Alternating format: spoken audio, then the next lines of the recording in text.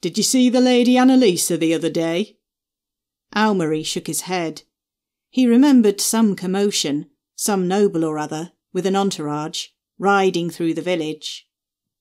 "It wasn't her," Emmerich grunted. "She's old. She had some nuns with her."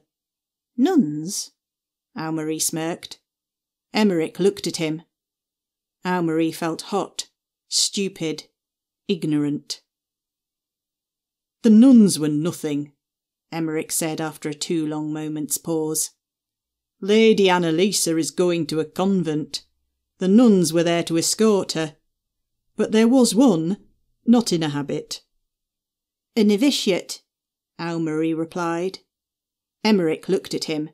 "Look at you knowing all the words."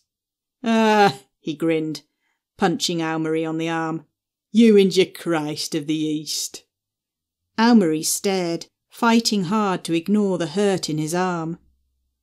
"How can you be so disrespectful?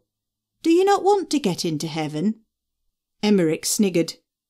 "Reckon the priests will tell me no whatever I do. We tithe to them, we support them, we give them food." He shook his head. "And they tell us we're not good enough, that we have to work harder, that we'll never get into heaven. So—" He shrugged. Aylmer blinked. An insect chirruped. That Emmerich didn't believe? How could anyone not believe? The brothers of the Christ of the East lived on next to nothing, toiling away all day to save their souls, working for the betterment of the people, the village, the community.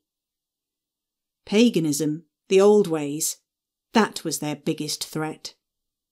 Silly people wearing skulls of creatures long killed for meat, running round, worshipping rocks and rivers, the sun and moon. How silly!